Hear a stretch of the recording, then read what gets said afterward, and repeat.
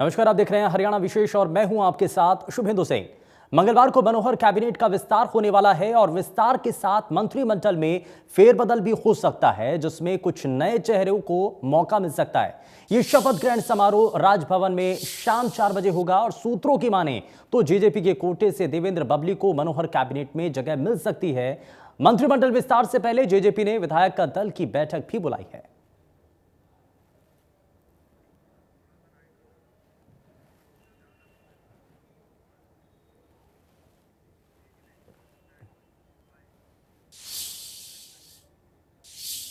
चंडीगढ़ नगर निगम चुनाव के नतीजे घोषित किए जा चुके हैं। इसमें आम आदमी पार्टी ने परचम लहरा दिया है, वो सबसे बड़ी पार्टी बन चुकी है। वहीं बीजेपी दूसरे नंबर पर रही। पंजाब में अगले साल होने वाले विधानसभा चुनावों को देखते हुए ये चुनाव भी बेहद खास माना जा रहा था। चंडीगढ़ नगर निगम के कुल 35 वार्ड में 24 दिसंबर को वोटिंग हुई थी और इन वार्ड में कुल 203 उम्मीदवार चुनाव लड़े थे। आपने 35 में से 14 सीटों पर जीत दर्ज की है, जबकि बीजेपी 12 सीटों के साथ दूसरे नंबर पर रही। इसके अलावा कांग्रेस को 8 सीटों पर ही संतोष करना पड़ा। वहीं अकाली दल सिर्फ 1 सीट ही जीत पाई है।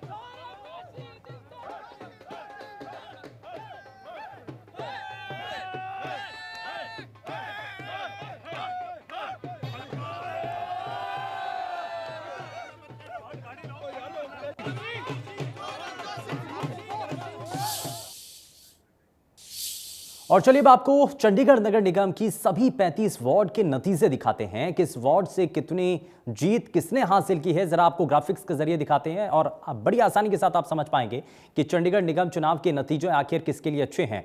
ये आप देखिए, वार्ड नंबर 1 से जसविंदर कौर जो कि आम आदमी पार्टी से जिनको जीत मिली है। वार्ड नंबर 2 से महेश इंद्र सिद्धू भारतीय जनता पार्टी से यहां पर जीत हासिल करते हैं। वार्ड नंबर 3 से दलीप शर्मा भारतीय जनता पार्टी से हैं। वार्ड नंबर 4 से सुमन देवी जो कि आम आदमी पार्टी से कैंडिडेट मैदान में उतरती हैं, जीत हासिल करती हैं। वार्ड नंबर 5 से दर्शना देवी जो कि कांग्रेस पार्टी से कैंडिडेट उतरती हैं, जीत हासिल करती है। वार्ड नंबर 6 से सरबजीत कौर भारतीय जनता पार्टी से वो मैदान में उतरती हैं और इस चुनाव के अंदर वो जीत हासिल करती हैं। तो वार्ड नंबर 1 से लेकर के 6 तक की ये तस्वीरें आपने देखी हैं और इसमें किस राजनीतिक दल के कौन से प्रत्याशी के द्वारा यहां पर जीत हासिल की गई है ये आपने देखा। लेकिन जरा आगे बढ़ते हैं, वार्ड नंबर 7 की भी आपको बताते हैं तस्वीरें। मनोज कुमार जो कि भारतीय जनता पार्टी से मैदान में उतरते हैं, जीत हासिल करते हैं। वार्ड नंबर 8 में हरजीत सिंह ग्रेवाल भारतीय जनता पार्टी से चुनावी मैदान में उतरते हैं और जीत हासिल करते हैं। वार्ड नंबर 9 की अगर बात करें तो विमला दुबे ये जीत हासिल करती हैं, भारतीय जनता पार्टी से चुनावी मैदान में उतरी थी। वार्ड नंबर 10 की अगर बात करें तो हरप्रीत कौर बबला जो कि कांग्रेस पार्टी से जो है चुनावी मैदान में उतरती हैं, लेकिन जीत हासिल करती हैं।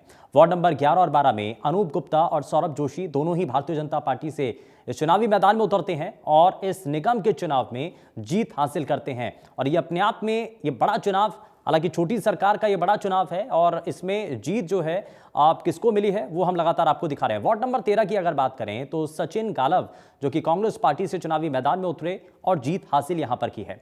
वार्ड नंबर 14 में कुलजीत सिंह संधू जो कि भारतीय जनता पार्टी से कैंडिडेट मैदान में उतरते हैं और यहां उनको जीत मिलती है। वार्ड नंबर 15 रामचंद्र यादव आम आदमी पार्टी से ये मैदान में उतरते हैं, जीत मिलती है। वार्ड नंबर 16, 17, 18 ये आप देखिए आसपास के जितने वार्ड हैं वहां पर ये प्रभाव काम करता है। पूनम हो, दमनप्रीत सिंह हो और तरुणा मेहता ये सभी आम आदमी पार्टी के कैंडिडेट होती हैं, चुनावी मैदान में उतरती हैं और लगभग आप 15 से देखिए और 18 तक ये इसी तरीके से जो आसपास की सीटें हैं वहां पर भी इसका इंपैक्ट रहता है और 19 तक ये इंपैक्ट इसी तरीके से जारी रहता है। क्योंकि 19 में भी नेहा जो कि आम आदमी पार्टी से कैंडिडेट उतरती हैं, उनको भी जीत मिलती है।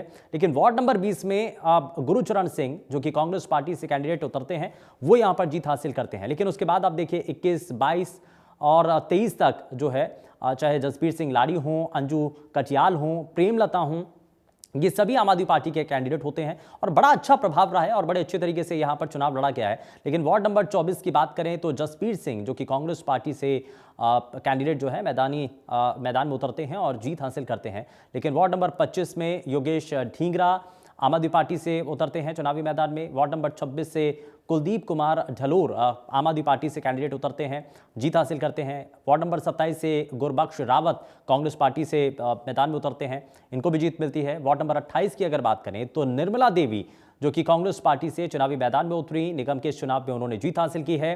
वार्ड नंबर 29 मनोहर और ये आम आदमी पार्टी से कैंडिडेट जो कि जिन पर भरोसा किया गया और उन्होंने इस भरोसे को कायम रखा है, जीत मिलती है। वार्ड नंबर 30 की बात करें, हरदीप सिंह शिरोमणि अकाली दल से ये चुनावी मैदान में उतरती हैं और ये वो सीट थी जो शिरोमणि अकाली दल के पास गई है, इकलौती सीट है जो कि एसएडी के पास गई है। वार्ड नंबर 31 लखवीर सिंह बिल्लू जो कि आम आदमी पार्टी से कैंडिडेट जो मैदान में उतरते हैं उनको जीत मिलती है। वार्ड नंबर 32 से जसमनप्रीत सिंह भारतीय जनता पार्टी से यहां पर जीत हासिल करते हैं। वार्ड नंबर 33 कंवरप्रीत सिंह ये भी भारतीय जनता पार्टी से मैदान में है, इनको जीत मिलती है। वार्ड नंबर 34 से गुरप्रीत सिंह कांग्रेस पार्टी से और वार्ड नंबर 35 से राजेंद्र कुमार आम आदमी के जो प्रत्याशी जो कि मैदान में उतरते हैं और अच्छे तरीके से जीत हासिल करते हैं।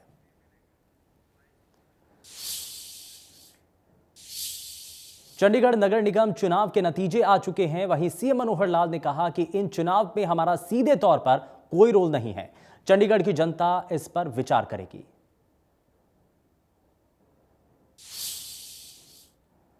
चंडीगढ़ निगम पार्षद के चुनाव आ गए हैं, रिजल्ट आ गया है। आम आदमी पार्टी पहली बार उतरी, नंबर 1 पर है। मुझे अभी रिजल्ट की जानकारी नहीं है। आपके दूसरे नंबर हाँ, मुझे अभी रिजल्ट की जानकारी नहीं है, लेकिन चंडीगढ़ का चुनाव है, उसमें हमारा कोई सीधा रोल भी नहीं है, तो चंडीगढ़ के लोग उस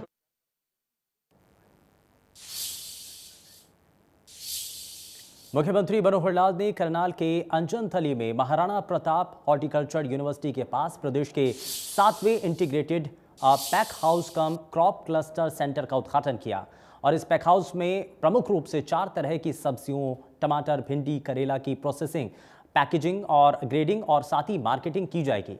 इस प्रोजेक्ट पर 5.5 करोड़ रुपए की लागत आई है, जिसमें प्रदेश सरकार का प्रमुख योगदान है।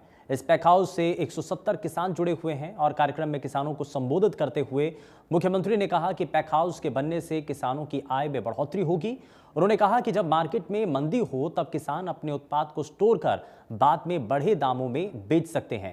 उन्होंने कहा कि प्रदेश में अब तक 7 पैक हाउस बनाए गए हैं, 50 पैक हाउस और बनाए जाएंगे। जहां जिस सामग्री का ज्यादा उत्पादन होगा वहां उसी वस्तु का पैक हाउस बनाया जाएगा। इसमें सरकार पर्याप्त सब्सिडी भी देगी। प्रधानमंत्री जी का वो एक लक्ष्य कि हमको देश के किसान की आय को डबल करना है, उस नाते से बहुत नए नए आयाम देश भर में भी लागू किए जा रहे हैं, जो सब प्रदेशों में लागू होते हैं। इसके अतिरिक्त हम अपने प्रदेश में भी कई नई योजनाएं बना करके और समाज का वो वर्ग जो किसी एक सीमा से भी नीचे है, ऐसे समाज के वर्ग को आर्थिक दृष्टि से एक प्रकार से उनको इस योग्य बनाना कि अपने परिवार का जीवन यापन ठीक से कर सकें, तो हमने कई योजनाएं चलाई हैं। उसी के अंतर्गत आज ये जो हम देख रहे हैं कि एक पैक हाउस कम कोल्ड स्टोरेज और कम प्रोसेसिंग सेंटर ऐसा प्रोजेक्ट है जिस पर लगभग 5.5 करोड़ रुपए की लागत इसमें आई है। 4 करोड़ के आसपास इसमें सब्सिडी है। बाकी पैसा जो है ये यहाँ जो एफपीओ बना है, 170 किसानों का ये एफपीओ है। इस एफपीओ के सब किसानों को इसका लाभ होगा, अपनी सब्जियां, अपने फल यहाँ रख सकेंगे और समय पर जब अच्छी कीमत बाज़ार में मिलती है तब उसको बेच सकेंगे। उसकी प्रोसेसिंग भी कर सकते हैं, उसकी पैकिंग भी कर सकते हैं, ताकि उसको मार्केट में, चाहे देश की मार्केट हो चाहे विदेश की मार्केट, उसमें बेचा जा सके। ऐसा ये 7वां पैक हाउस आज जो है ये बनाया जा रहा है। हमारा टारगेट है 50 इस प्रकार के पैक हाउस बनाने की, ताकि किसानों की एक प्रकार से जो छोटी जोत का किसान है उसकी आय बढ़ सके और इसमें जो एम्प्लॉयमेंट मिलेगा वो भी जो गरीब परिवार हैं, छोटा किसान है अथवा एग्रीकल्चर लेबर है, ऐसे लोगों को इसमें रोजगार भी मिलेगा। तो इस प्रकार से आय बढ़ाने का एक ये साधन आज ये 15। नेता विपक्ष भूपेंद्र हुड्डा पर सीएम मनोहर लाल ने पलटवार किया और साथ ही इस दौरान सीएम मनोहर लाल ने कहा कि कांग्रेस की जमीन उसके पैरों से खिसक चुकी है और ये बात भूपेंद्र हुड्डा को अच्छी तरह पता है। आपको बता दें कि मेवात में विपक्ष आपके समक्ष कार्यक्रम में हुड्डा ने शायराना अंदाज पर सरकार पर तंज कसा था, जिसके जवाब में सीएम मनोहर लाल ने ये कहा। भूपेंद्र सिंह हुड्डा जो विपक्ष आपके समक्ष कार्यक्रम चला रहे हैं, कल मेवात में था, उन्होंने शायराना अंदाज में एक बयान दिया है कि पानी उतरने से घर मत बना लेना, मैं समंदर हूँ फिर लौट कर आऊँगा। चुनौती दी है आप? नहीं, मुझे इस चुनौती की कोई चिंता नहीं है। जिस प्रकार की उनकी ज़मीन नीचे से ज़मीन खिसक गई है, जिसका उनको भी यकीन नहीं है, जो मैंने बताया था विधानसभा में कि जो ये यकीन नहीं कर रहे कि उनके नीचे की ज़मीन खिसक गई है, तो ज़मीन खिसकी हुई आदमी इसी प्रकार का बातें बोलेंगे, क्या करें। पंजाब में किसानों के चुनावी मैदान में कूदने पर सीएम मनोहर लाल ने कहा कि किसान नेताओं की पहले दिन से ही राजनीतिक महत्वाकांक्षा थी। किसान आंदोलन के बहाने इन नेताओं ने अपने चेहरे चमकाने का काम किया और किसान इन नेताओं को माफ नहीं करेंगे। वहीं डिप्टी सीएम दुष्यंत चौटाला ने कहा कि तमाम किसान मोर्चे अब राजनीतिक मोर्चों में तब्दील होते चले जा रहे हैं। वैसे तो हमने पहले ही शंकाएं व्यक्त की थी कि इस आंदोलन के पीछे उनका एक मोटिव है और वो मोटिव पॉलिटिकल मोटिव है। हालांकि इस प्रकार के सामाजिक आंदोलन वो पॉलिटिकल मोटिव न रख करके अगर करें तो शायद उनका लाभ समाज को ज़्यादा होता है, लेकिन इस प्रकार का जो पॉलिटिकल मोटिव रख के वो चले हैं तो किसान को भी समझ में आ गया कि ये उनकी जो लीडरशिप थी ये राजनीतिक महत्वाकांक्षी वाली योजना थी। उन्होंने अपने आप को चुनाव लड़ने के लिए आगे किया है। लोकतंत्र है, चुनाव कोई भी लड़े, उसमें कोई आपत्ति नहीं है, लेकिन कम से कम आंदोलन की राह पकड़ करके और किसानों के आंदोलन की राह पकड़ के वो इस प्रकार का उन्होंने किया, इसको किसान पसंद नहीं करेगा, ऐसा मुझे लगता है। पहले दिन से साफ था कि जो लोग आगू होकर इस पूरे आंदोलन की रूपरेखा रखकर बैठे थे, उनकी मंशा डे वन से साफ थी कि उनको राजनीति में उतरना उनका लक्ष्य है, ना कि संघर्ष करना। और ये दिन प्रतिदिन साबित हो रहा है। एक नहीं, दो पार्टी तो बन चुकी। और मुझे तो लगता है ऐसे ऐसे आने वाले दिनों में जिन जिन प्रदेशों में चुनाव ड्यू है वहाँ पर इसका असर देखने का काम करेंगे कि लोगों को कैसे मिसगाइड कर कर अपनी राजनीतिक चमकाने में कई लोग मैदान में उतरे हुए थे। अगर 32 पंजाब की यूनियन में से 25 यूनियंस एक नया मोर्चा बनाकर उसको पॉलिटिकल स्वरूप दे रही है तो अलग कैसे है। हरियाणा की भी 2 यूनियंस में से शायद एक ने अपना मोर्चा बना लिया। अब तो उत्तर प्रदेश की 3 यूनियंस बची हैं, उसमें भी एक मोर्चा बन जाएगा। ये तो तमाम लोग अपने पॉलिटिकल लक्ष्य को चमकाने में मैदान में उतरे। पंजाब में क्या लगता है? ये तो चुनाव ड्यू है, जैसे डिक्लेयर होगा उसके बाद राजनीतिक सरगर्मियां ही पंजाब की दिशा बताएगी। दिल्ली के बाद हरियाणा में लगातार ओमिक्रॉन के केस बढ़ रहे हैं। प्रदेश में ओमिक्रॉन मरीजों का आंकड़ा 12 तक पहुंच गया है। यमुनानगर में 3 और फरीदाबाद में 3 नए केस सामने आए हैं, जबकि गुरुग्राम में भी ओमिक्रॉन का पहला मरीज सामने आ चुका है।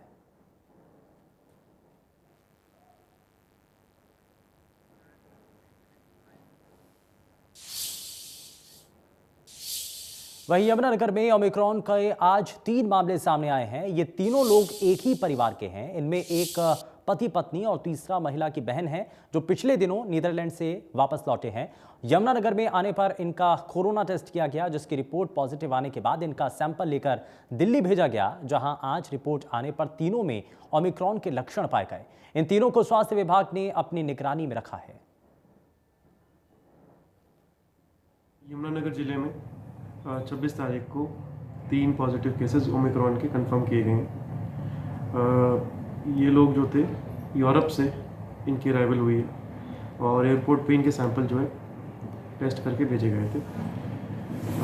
जैसे ही इनकी कोविड पॉजिटिव रिपोर्ट आई उसके बाद इनके ओमिक्रॉन के सैंपल जो दिल्ली टेस्ट करने भेजे गए और 26 तारीख को इनकी जो है रिपोर्ट दिल्ली से आई है जो पॉजिटिव आई है। इन लोगों को जो है जो पेशेंट्स हैं इनको आइसोलेट किया गया है फैसिलिटी में कोविड वार्ड के अंदर और इनको जो है मॉनिटर किया जा रहा है और आगे जो है करीबन 14 दिन के बाद एक बार फाइनल कॉल लिया जाएगा और उनकी स्थिति को देखते हुए आगे जो है प्रिकॉशंस लिए जाएंगे। साइबर सिटी गुरुग्राम में कोरोना के नए वेरिएंट ओमिक्रॉन का पहला मामला सामने आया है। दरअसल बीते 10 तारीख को यूके से भारत आया 30 वर्षीय युवक की 18 तारीख को कोरोना रिपोर्ट पॉजिटिव आई थी, जिसके बाद युवक के सैंपल को जीनोम सीक्वेंसिंग के लिए भेजा गया। अब जीनोम सीक्वेंसिंग में ओमिक्रॉन की पुष्टि हुई है। वहीं संक्रमित युवक को गुरुग्राम के M3M आइसोलेशन सेंटर में भर्ती किया गया। सीएमओ डॉक्टर वीरेंद्र यादव की माने तो युवक के संपर्क में आए लोगों की कॉन्टैक्ट ट्रेसिंग कर उनके भी सैंपल जांच के लिए भेजे जाएंगे। वहीं दूसरी ओर कोरोना के बढ़ते मामले और ओमिक्रॉन का मरीज मिलने के बाद अब स्कूलों में भी सावधानियां बढ़ा दी गई हैं। देखिए, एक 30 वर्षीय युवक जो यूके से फ्लाई करके 10 तारीख को आया था और 18 तारीख को वो आरटीपीसीआर जो रिपीट आरटीपीसीआर में पॉजिटिव आया गया था, तो उसके बाद क्योंकि यूके हाई रिस्क कंट्रीज़ में से आता था तो उसको जीनोम सीक्वेंसिंग के लिए भेजा गया था 18 तारीख को सैंपल, और 25 तारीख को स्टेट को इन्फॉर्मेशन मिली जो IGIB से कि ये है, तो 26 तारीख को स्टेट का बुलेटिन जो हमें मिला है यानी कल रात को मिला है, उसमें वो ओमिक्रॉन।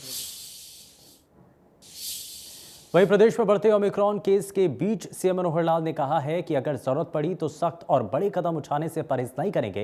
उन्होंने ये भी कहा कि सरकार अब बच्चों की वैक्सीनेशन शुरू करने जा रही है, वहीं बुजुर्गों को बूस्टर डोज दी जाएगी। उन्होंने कहा कि बिना वैक्सीन लिए लोगों को 1 जनवरी से सार्वजनिक जगहों पर एंट्री नहीं दी जाएगी।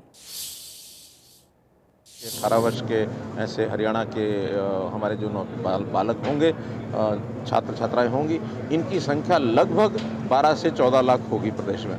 इनको बहुत जल्दी कोविड का पहला टीका लग जाएगा। और जहां तक 2 टीके की बात है उसमें भी सेकेंड डोज, फर्स्ट डोज तो हमारी 95% से ऊपर हो गई है, सेकेंड डोज भी लगभग 65% हो गई है। और हमने इसके लिए सख्ती करने के लिए कहा है कि 1 जनवरी के बाद सार्वजनिक स्थानों के ऊपर ये जो 2 इंजेक्शन वाले लोग ही एंटर कर पाएंगे, अन्यथा वहीं व्यवस्था रखेंगे जिसका सेकेंड डोज ड्यू है उसको सेकेंड डोज भी वहीं लगवाया जाएगा। बूस्टर डोज की भी बात, बूस्टर डोज का भी कार्यक्रम शुरू होने वाला है और जो 60 वर्ष से ऊपर के लोग हैं उनको पहले चरण में बूस्टर डोज लगाई जाएगी। कोरोना के नए वेरिएंट पर डिप्टी सीएम दुष्यंत चौटाला ने कहा कि हरियाणा सरकार ने नाइट कर्फ्यू नहीं लगाया है, बल्कि ओमिक्रॉन के खतरे को देखते हुए रात में कुछ पाबंदियां लगाई गई हैं। जरूरत पड़ी तो ये पाबंदियों को और भी ज्यादा बढ़ाया जा सकता है। ये चीज तो मैं क्लैरिफाई कर दूं, कर्फ्यू शब्द का कहीं भी प्रदेश सरकार ने इस्तेमाल नहीं किया। नाइट रिस्ट्रिक्शंस लगाई है कि जहां केसेस बढ़ रहे हैं, क्योंकि डिस्ट्रिक्ट डिजास्टर मैनेजमेंट का चेयरमैन डिप्टी कमिश्नर होता है, डिप्टी कमिश्नर परिस्थिति देखे, जहां नाइट रिस्ट्रिक्शंस लगानी है, बढ़ानी है, किन किन चीज़ पे पाबंदियां लगानी है, वो इस पे अपना निर्णय ले। ये तो हमने जिले वाइज छोड़ा है, जहां ओमिक्रॉन के एक वायरस की भी या कोरोना के भी एक पेशेंट की भी हमारे पास डिटेल ली है, वहाँ हम सख्ती क्यों करें। मगर जहाँ सख्ती करने की ज़रूरत है, दिल्ली के सराउंडिंग एरिया में वायरस का प्रकोप बढ़ा है, वहाँ धीरे धीरे रिस्ट्रिक्शंस हम बढ़ाएंगे। गुरुग्राम में कोरोना की रफ्तार कम होने का नाम नहीं ले रही है। पिछले 24 घंटों में 61 नए कोरोना मरीज सामने आए हैं। जिले में कोरोना के 300 से ज्यादा एक्टिव केस हैं। साइबर सिटी गुरुग्राम में एक बार फिर से लगातार कोरोना के मामले बढ़ते जा रहे हैं। एक तरफ गुरुग्राम के अंदर जहां पिछले 24 घंटों में 61 कोविड पॉजिटिव केस सामने आए, तो वहीं एक मामला ओमिक्रॉन का भी सामने आया, जो कहीं ना कहीं चिंता का विषय है। लेकिन इसके पीछे सबसे बड़ा कारण है लोगों की लापरवाही। प्रशासन के द्वारा लाख दावे हैं, हालांकि सच्चाई तो नहीं, केवल दावों तक बात रहती है, लेकिन लोगों की भी लापरवाही बड़ी रहती है। इस वक्त आपको दिखाना चाहेंगे हम गुरुग्राम के गुरुद्वारा रोड इसे कहा जाता है, मेन रोड है, लेकिन यहाँ की अगर बात की जाए तो अधिकतर जो लोग हैं वो आपको बिना मास्क के नज़र आएंगे। लोगों के पास मास्क यहाँ पर अगर बात की जाए तो लोगों के चेहरों पर मास्क नज़र नहीं आएंगे। ये एक बड़ा चिंता का विषय है। ना तो कोई सोशल डिस्टेंसिंग की यहाँ पालना की जाती है, किसी तरीके से नियमों की कोई पालना यहाँ पर नहीं है। हालांकि प्रशासन के द्वारा कई यहाँ पर ऐलान किए गए, यहाँ पर नो मास्क नो सर्विस की बात भी की गई थी कि जिसके पास मास्क नहीं होगा उसे किसी भी मार्केट में उसे अलाउड नहीं होगा, उसे बस पर, रेल में, मॉल्स में कहीं एंट्री नहीं होगी। बावजूद इसके आपको दिखाना चाहेंगे, अगर हम यहाँ बात करें तो ये गुरुग्राम की सब्जी मंडी भी है। यहाँ पर भी आपको अधिकतर जो लोग हैं वो बिना मास्क के ही नज़र आएंगे। तो कहीं ना कहीं ये एक बड़ी अनदेखी का कारण भी है, एक लापरवाही का कारण भी है, जिसके चलते अब साइबर सिटी गुरुग्राम के अंदर लगातार कोविड के ये जो मामले हैं वो लगातार बढ़ते जा रहे हैं। गुरुग्राम के अंदर 61 मामले अगर बात की जाए तो पिछले 24 घंटे में कोरोना के आए हैं। वहीं एक दिन पहले 68 मामले थे। एक मामला ओमिक्रॉन का भी सामने आया, जो कहीं ना कहीं चिंता का विषय बना हुआ है। ऐसे में इंडिया न्यूज़ की भी आप सभी से अपील है कि कोविड की इस महामारी से, क्योंकि आंकड़े बीच में घटे थे लेकिन एक बार फिर से रफ्तार बढ़ रहे हैं, ऐसे में इसको रोकने का सबसे बड़ा उपाय है जागरूकता। खुद नियमों का पालन करना, मास्क का इस्तेमाल करें। तमाम लोग यदि खुद इसको लेकर के तमाम सावधानियां बरतेंगे तो इस कोरोना के बढ़ते आंकड़ों को रोका जा सकता है। गुरुग्राम से कैमरामैन दिनेश के साथ दीपक शर्मा, इंडिया न्यूज़। गुरुग्राम में नगर निगम की बैठक में मेयर और पार्षद के बीच जमकर हंगामा देखने को मिला। बैठक के दौरान एक पार्षद के सवाल पर मेयर भड़क गई और उन्होंने कहा कि जीत कर बनी हूं मेयर। बढ़ते हंगामे को देखते हुए बैठक में पुलिस को हस्तक्षेप करना पड़ा। गुरुग्राम नगर निगम के हंगामे का वीडियो सोशल मीडिया पर तेजी के साथ वायरल हो रहा है।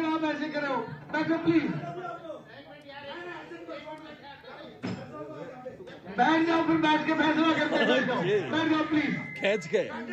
बैठ जाओ।